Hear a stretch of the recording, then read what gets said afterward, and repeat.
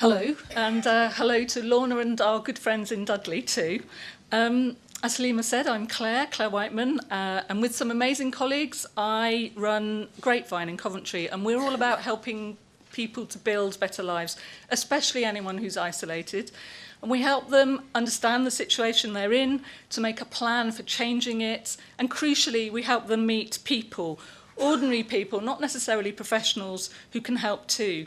Because we've always thought that the thing people need in life when they've got problems actually, isn't so much services.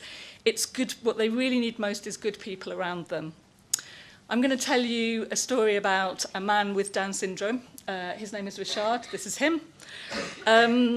Two memories stand out for his mother Mel.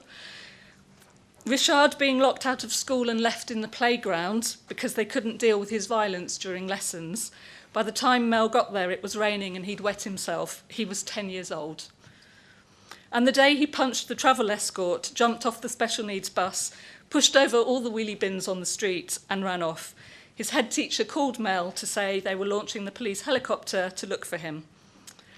There was help, but it didn't help. It was from a menu. There was counselling for Richard, and there was a Triple P parenting video for Mel. Being connected, having friends, and people you can count on are the things that help most young people grow up happy and able to manage life. But outside of family, and really that just meant his mum, Richard didn't have any of those things. So what Grapevine did was help them to press pause, first of all, created a plan for an ordinary teenage life, took his ambitions seriously. We travel trained him. He'd spent 3 hours every day looking out of the window of that special needs bus at the other teenagers walking to their schools.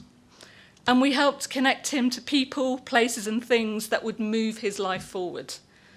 Mel would say, we didn't give up. We stuck with that search until we hit home with the right people and the right places. Mick, a family friend who gave Richard a job in his city centre bar. Rachel, who spotted an opportunity for disabled actors to train at the Royal Central School of Speech and Drama. Stefan, Connor and Paul, who helped him get there from Coventry 3 times a week, stay over and go clubbing. An Ego Theatre Company in Coventry who got him an agent. People got a chance to know Richard as a comic actor and a dance artist. And guess what? As he became more active and his identity more positive, his frustrations reduced and his relationships with his family improved.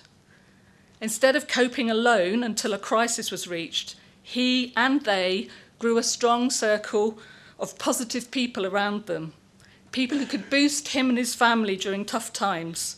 And the tough times weren't gone overnight, but could also open up new prospects. There was another Richard who scouted Richard for a role in a Channel 4 series called No Offence by Paul Abbott. You might have seen it.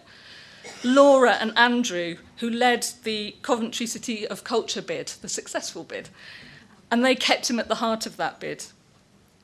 What were the lessons? What did it take? Well, I think it took tuning into motivations, the dream and what was important. That's where we put our focus, not on the surface noise, which was all about behaviour management. In the publication, Good Help, I think that's called alignment of purpose. His purpose and our purpose were aligned. Doing that gave him and us insight and hope and a shape to what we were going to do together. It led to real experiences that were positive, encouraging and valued. And it led to stronger networks of relationships for yet more encouragement and problem solving.